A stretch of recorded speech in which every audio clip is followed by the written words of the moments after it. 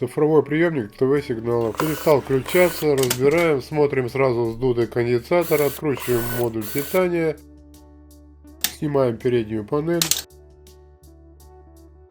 извлекаем модуль питания, проверяем все электролитические конденсаторы, находим 3 неисправных, извлекаем, впаиваем исправные, устанавливаем модуль питания на прежнее место. Собираем прибор, включаем,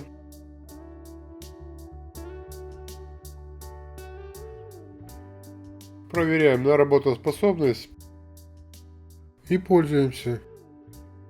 Подробности в описании.